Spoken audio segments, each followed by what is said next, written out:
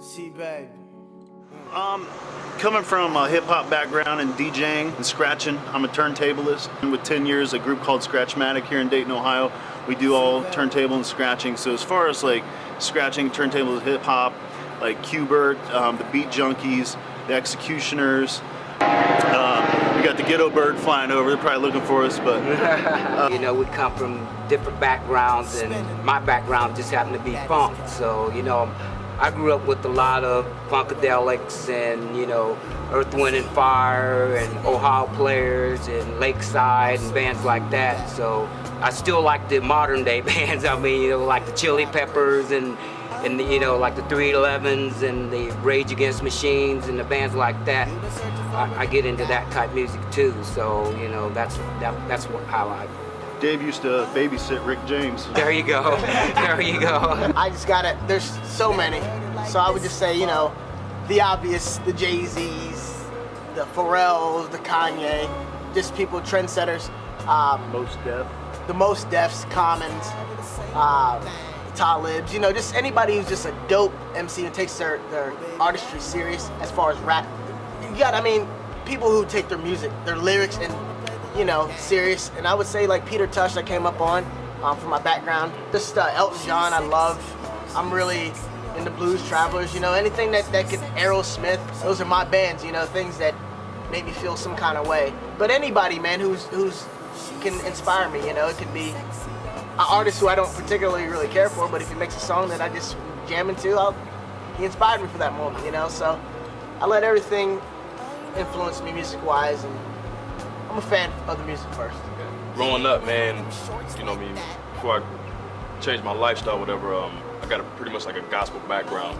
So like I used to sit on the front pew in the church and watch my uncle play all the time, man, and that's definitely, you know what I mean, my initial primary influence. But I mean, I'd have to say cats like Buddy Rich, Carter Buford, Steve Gadd, Neil Peart, Tony Royster Jr., Sheila E., Cindy Blackman, Benny Greb. Like I can keep going on, the list goes on. It's a young cat by the name of Cole Marcus. A lot of what my influence comes from is passion and emotion. A raindrop tapping against the concrete, or a train going to railroad tracks, or the dryer flipping clothes around. Anything that carries a rhythm, that's my influence. So. What's wrong with the world today? What's wrong with my girls today? On behalf of the band, I would have to say like a cornucopia. When you look at a cornucopia, man, pretty much, I mean, you have everything that you need in there. You have all your nutrients, and it's not just what you need. It tastes good to the tongue, to the taste buds. So pretty much what we have, I feel like we're feeding a lot of bodies and minds spiritually. We're filling a certain void that's been empty for so long. Okay, well, the single is Never Make It. Pretty much says it. And pretty much Never Make It. The lyrics in the song explain everything. We're not a bunch of choir boys. We've all been to the bottom, trying to make it to the top, and pretty much it's just anybody who's ever been oppressed and anybody who's faced any opposition, I feel like could relate to this. It's probably a little bit more than the cars and the rims, because not everybody has that, but everybody's felt neglected to the point where they just want to shout. And that song is kind of like the anthem for college students, for 9-to-5 workers, blue collar, white collar, anybody, moms, dads, anybody you can think of. Anybody who's ever been told you can't. You can't. And we're the testament that you can, because we are. And I think that's the best way for the first single to come out the gates, is show who we are, what we're about. And the song is hot, man. It's high energy. I know for a fact that it's gonna be a heavy influence. I don't know, I can't quote you what number it'll hit on Billboard, hopefully #1, but if it doesn't, it doesn't, you know, but I know it will affect everybody. Plus when you see us performing too, you can say, it's really, really, really high energy. So that's our single, Never Make It. I mean, mainly it just involves being in the studio and working and jamming and doing what you love. If you're not doing what you love, then you're going to want to leave the studio and go watch some TV and stuff. So the main thing is to go in there and have fun. Well, a lot of our first songs, Fed would come with the words, and then we wrote the musics to the tempo he wanted and stuff like that. But mainly most of our songs since has just been from jamming in the studio, and then we stop and say, okay, let's structure what we were just doing.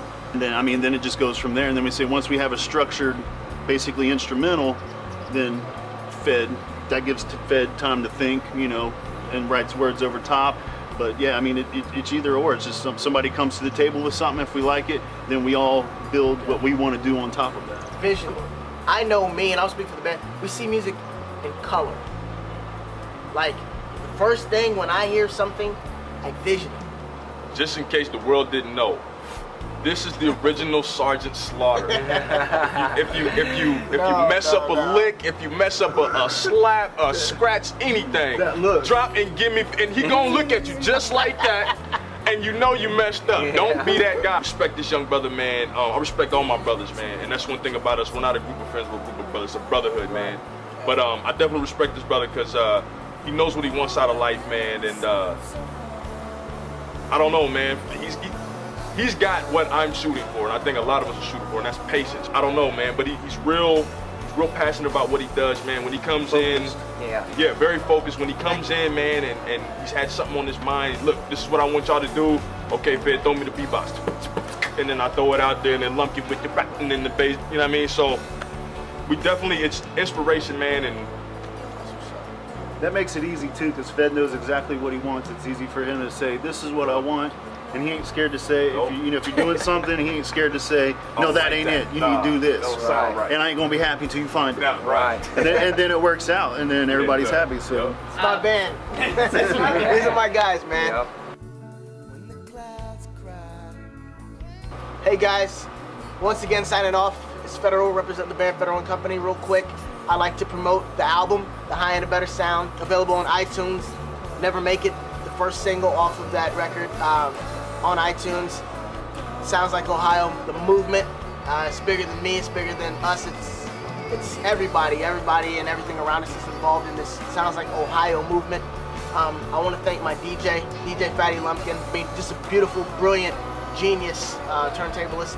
I wouldn't do it without him. I'd like to thank Dave, my bassist. I can always count on him. He never messes up, one of the best bassists around.